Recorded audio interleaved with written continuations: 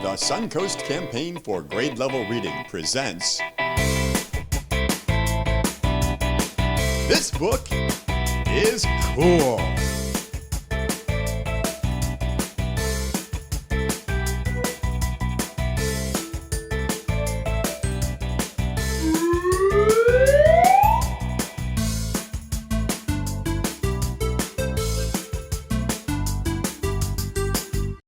Hello, my friends, and welcome to This Book is Cool. My name is Beth Duda, and I'm the director of the Suncoast Campaign for Grade Level Reading. And today we have a delightful book that's full of all kinds of wonderful stories. It's called Fables, and it was written and illustrated by Arnold Lobel. We have a very special guest with us today to talk to us about why she thinks this book is cool. We have the host of Empowering Voices with us today, Renée Gilmore. Hi, Renée, how are you? Hello, Beth. I am doing wonderful because I'm with you all today. Well, I like that. That made me smile from ear to ear. It's always nice to spend time with someone that I like. Well, thank you. We're in it together, and especially as readers together. Yes, and this book was really fun to read. Fables by Arnold Lobel. Can you share with me one of the reasons why you think this book is cool? Well, just one of the reasons is that there are 20 different fables. There's something in it for everyone.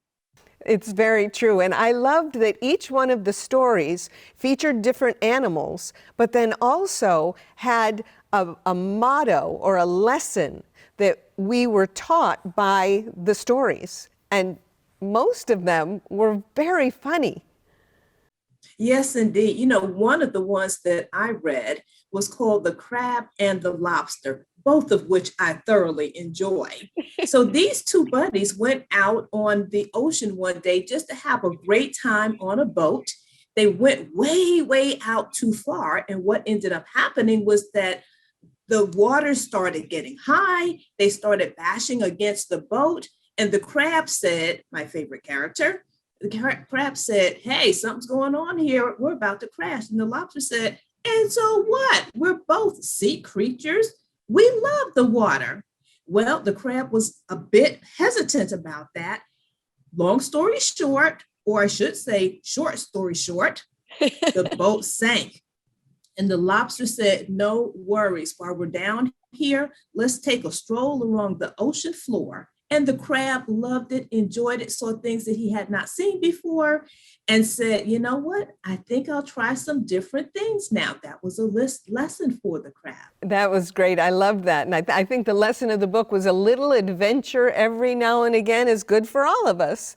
And I think that's true. Yes, and doing something different, something that they didn't expect. They thought it was going to be scary and frightening, and it turned out to be wonderful. And I think that's a lesson we can use in our life all the time. There have been many times when I've been a little hesitant to do something. A few weeks ago, I was with family members and they wanted to go on a roller coaster. And I thought, oh, I don't know. I was very nervous and very scared, but I did it and it was so much fun. It is liberating to do different things, even if you do them. And sometimes you'll say, you know what? I thought I was not going to like it, and I really didn't. But more times than not, I have been so pleasantly surprised, and it gives me wonderful memories when I do these adventures and try something different, new foods, new experiences, new people, and it just enriches my life. You know, this book, I think, has a lot of these little lessons that gives us ways that we can enrich our lives. But I loved what you mentioned, that they are short stories. So you don't have to dedicate a long period of time to be entertained. You can pick this book up and in just 3 or 4 minutes get a great story and a great tale that then you could tell to other people. Beth, you know what? I would say that they're bite-sized. Just take a little bit and you are done. You don't have to sit down for a full course meal to have fun with it. Just a little bite size will do it. Why do you think reading is so important? Because we learn so many lessons from reading, and we get to explore things that otherwise we might not explore. You know, I've had the great benefit of traveling around the world, really. But I tell you what, before I go, I always read. And my father actually started me to get excited about reading as a way of exploration, because when he would travel, he would always send postcards back. And I would say that that was one of the first things that made me really think, oh my goodness, I'm so glad that I can read this. No one has to read the letters to me or read the postcards to me. I could hold them in my hand, look at the words on the paper, look at the beautiful pictures that came with them. And before I knew it, I too could be in the south of France. I too could be on the French Riviera. I too could be anywhere in the world just from the comfort of my home and the safety of my seat. But it just made me say, oh, I want to do more of this.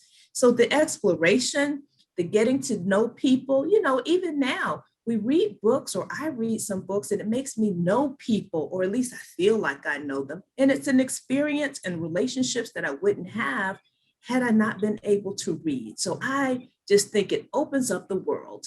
I agree with you. And when you said that about getting to know people, I thought to myself, and animals too, because all of the creatures in Fables are different kinds of animals, and they had such distinct personalities that I feel very friendly towards all of them now. I consider them friends of mine.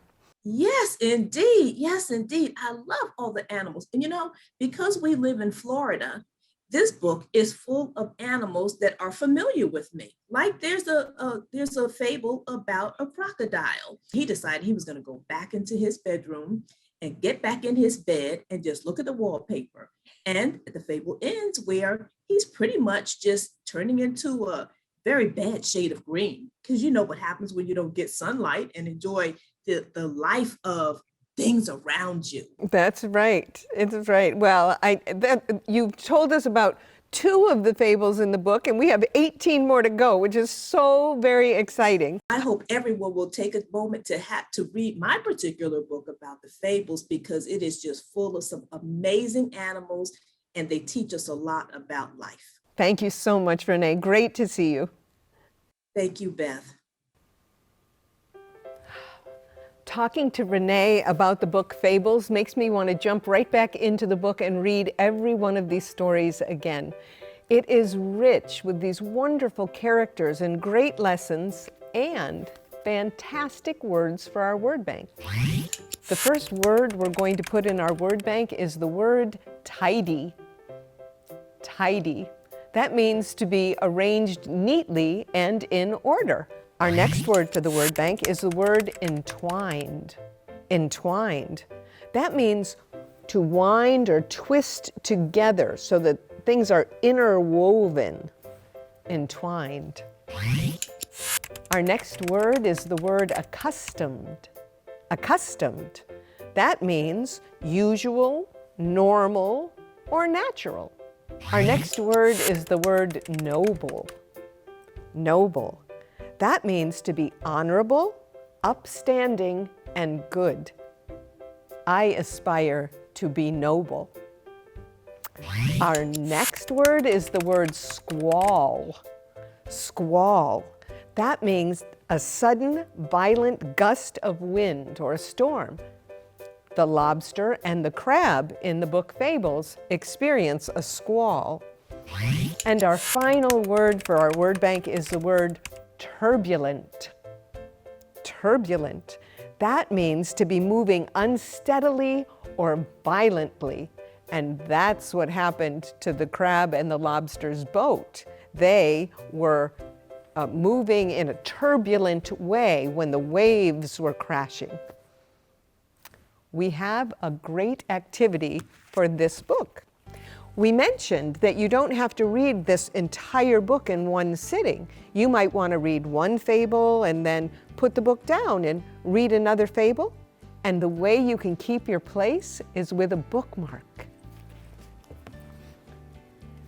Making a bookmark can be very fun and beautiful. Look at this great bookmark. This was made out of felt, and we cut out stars and a moon and a planet and glued them on. So now I can use this right inside my book to show my place. So the next time I pick the book up, I can go right to where the bookmark is and find my place and pick up reading from where I left off.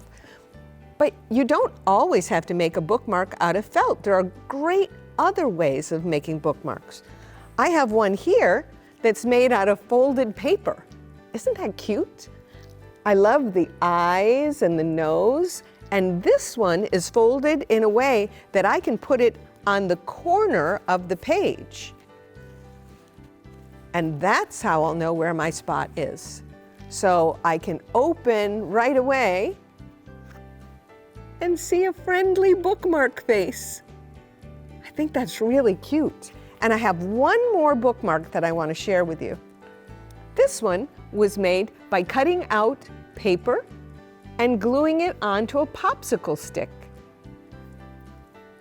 It's a beautiful unicorn, and I could put it right inside my book where I want to pick it up.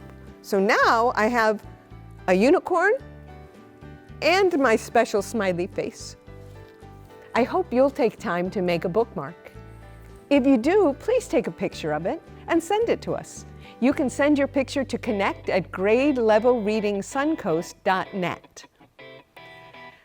Reading a book like Fables reminds me how much I love reading. I love meeting new characters, learning things, and sharing what I've learned with my friends.